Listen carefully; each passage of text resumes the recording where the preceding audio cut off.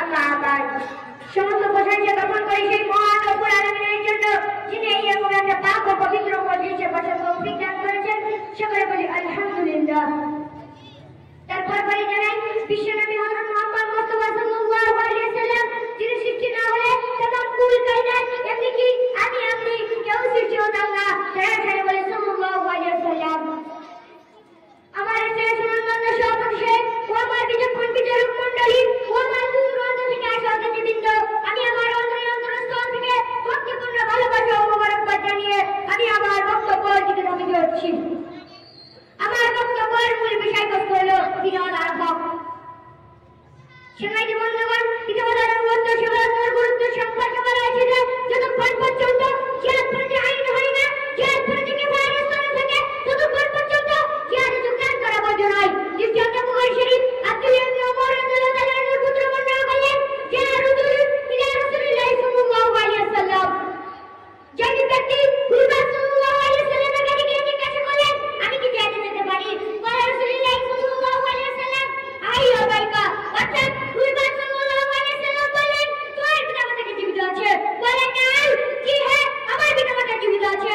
বলে রাসূলুল্লাহ সাল্লাল্লাহু আলাইহি ওয়াসাল্লাম ফাতিমা ফাদাই, অর্থাৎ তুমি তোমার বাড়ি গিয়ে তুমি তোমার পিতামাতার সেবা যত্নে থাকো, তুমি যতটুকু জিহাদে যাওয়ার সওয়াব পাবে ততটুকু তুমি বাড়ি বসে পেয়ে যাবে। যেন বলে সুবহানাল্লাহ। বিশ্বনবী হযরত মুহাম্মদ মুস্তাফা সাল্লাল্লাহু আলাইহি ওয়াসাল্লাম পিতামাতার কদমে অবস্থান দিয়েছেন, সুতরাং তাদের অধিকার সন্তানের উপর সর্বাপেক্ষা বেশি। সম্মানিত বন্ধুগণ, মুসলিম শরীফে একটি হাদিস সাক্ষ্য দিয়েছে যে আন আবি হুরায়রা রাদিয়াল্লাহু তাআলা আনহু قال قال রাসূলুল্লাহ সাল্লাল্লাহু আলাইহি ওয়াসাল্লাম, আন আবি হুরায়রা রাদিয়াল্লাহু তাআলা আনহু বর্ণনা তিনি বললেন রাকিবাত ওই ব্যক্তি হতভাগ্য অপদস্থ লাঞ্ছিত কি জানেন ইয়া রাসূলুল্লাহ। হুজুর সাল্লাল্লাহু আলাইহি ওয়াসাল্লাম বললেন ওই ব্যক্তি হতভাগ্য লাঞ্ছিত। قال রাসূলুল্লাহ সাল্লাল্লাহু আলাইহি ওয়াসাল্লাম মান আদরাকা ওয়ালিদাইহি ইন্দাল কিবারি আও ওয়াদাহুমা সুম্মা লাম ইয়াদখুলিল জান্নাহ। হুজুর সাল্লাল্লাহু আলাইহি ওয়াসাল্লাম বললেন ওই ব্যক্তি পিতামাতার বৃদ্ধ অবস্থায় পেল কিন্তু তাদেরকে সেবাযত্ন করল না, এর মতো হতভাগ্য অপদস্থ লাঞ্ছিত এই পৃথিবীর বুকে আর একটাও খুঁজে পাওয়া যাবে না।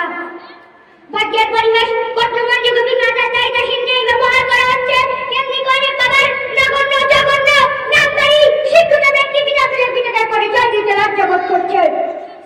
দৃষ্টান্ত বুখারী শরীফ আব্দুল্লাহ ইবনে ওমর রাদিয়াল্লাহু তাআলা আনহু বর্ণনা করলেন লা তাকুলু ইল্লা ইয়াদু ওয়া বিল ওয়ালিদাইনি ইহসানা, অর্থাৎ আল্লাহ তাআলা অন্য কাউকে ইবাদত ঘোষণা করলে তখন তুমি আর পিতামাতার সাথে সাধারণ স্তরে কথা বলো।